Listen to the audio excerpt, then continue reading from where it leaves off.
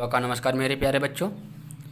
आज हम लोग पढ़ेंगे क्लास 8 का भूगोल चैप्टर 2 का पार्ट 7, जिसमें हम पढ़ेंगे प्राकृतिक वनस्पति का विवरण। क्या वितरण है इसमें? प्राकृतिक वनस्पतियों का जो वितरण है, जैसे कि उनका महत्वपूर्ण संसाधन क्या है, महत्वपूर्ण हम लोग के लिए क्यों है, इसी के बारे में हम लोग पढ़ेंगे। इसमें देखिए, वनस्पति की वृद्धि मुख्य रूप से तापमान और आर्द्रता पर निर्भर करती है। तापमान क्या होता है? अधिकतम तापमान जहाँ पे रहता है वहाँ पे हमारे जो पौधों की संख्या होती है वो कम होती है, और आर्द्र भूमि जैसे आर्द्र में जहाँ पे नमी होती है वहाँ पे हमें अधिक संख्या में वन मिलते हैं। विश्व की वनस्पति के मुख्य प्रकारों को 4 वर्गों में बांटा जा सकता है, जैसे वन, घास, स्थल, गुल्म और टुंड्रा। वन हो गया, घास वाले स्थान हो गए, स्थल हो गया भाग, गुल्म हो गया और टुंड्रा प्रदेश हो गया। अब देखिए, इसमें एक एक करके हम पढ़ रहे हैं। देखिए, भारी वर्षा वाले क्षेत्रों में विशाल वृक्ष उग जाते हैं। इस प्रकार वन प्रचुर जल आपूर्ति वाले क्षेत्र में ही पाए जाते हैं।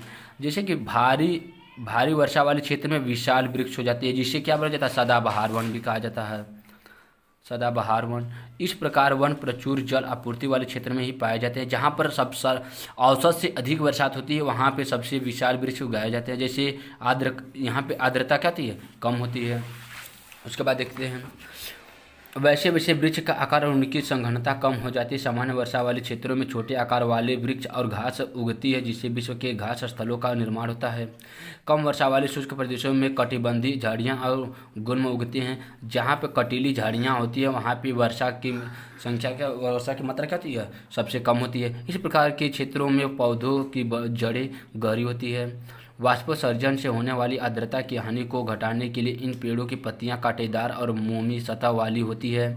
शीत ध्रुवीय प्रदेशों की टुंड्रा वनस्पति और मांस और लाइकेन सम्मिलित है। मांस और लाइकेन ऐसा है जो कहाँ पे हो जाता है? टुंड्रा प्रदेश में। टुंड्रा प्रदेश में क्या होती है? उस जो पौधे रहते हैं उनको जल की आवश्यकता क्या होती है? कम होती है शीत ध्रुवीय प्रदेश में। फिर उसके बाद देखते हैं, वनों को उनकी पत्तियाँ गिराने के आधार पर प्रायः सदाहरित वन और पर्णहरित वन के रूप में वर्णित किया जाता है। सदाहरित वन उन्हें कहते हैं जिन वनों के वृक्ष वर्ष के किसी भी ऋतु में अपनी पत्तियां एक साथ नहीं गिराते हैं।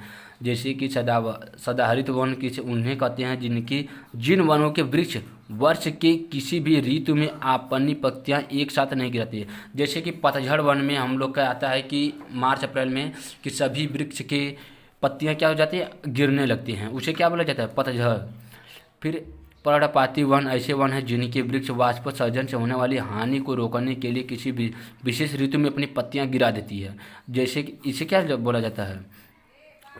पर्णपाती वन। हाँ, ये वन विभिन्न अक्षांशों में इनकी स्थिति के आधार पर उष्णकटिबंधीय अथवा शीतोष्णकटिबंधीय। उष्णकटिबंधीय कहाँ पे होता है? जहाँ पे उष्मा अधिक होती है, और शीतोष्ण जहाँ पे शीत ठंडी अधिक पड़ती है उसे शीतोष्ण कटिबंध कहा जाता है, में वर्गीकृत किया जाता है। फिर उसके बाद क्या शीतोष्ण हो गया। आप पिछली कक्षा में विभिन्न प्रकार के वन, उनके वितरण और उनके संबंधित प्राणी जीवन के बारे में विस्तार से पढ़ चुके हैं। पिछली 2 शताब्दियों में विश्व में जितने लोग थे इस समय उनसे कहीं अधिक लोग हैं। बढ़ती जनसंख्या के पोषण के लिए फसलों को उगाने के लिए वनों के विशाल क्षेत्रों में वृक्ष काट दिए गए हैं।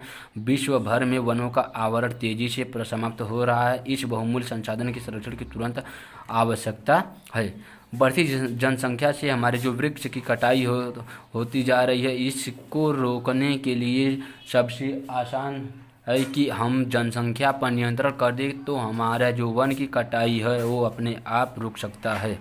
या तो इस योजना को प्रारंभ करने के लिए नदी तथा नहरों के दोनों किनारों पर वृक्ष लगाकर हम लोग वनों की संख्या बढ़ा सकते हैं। धन्यवाद।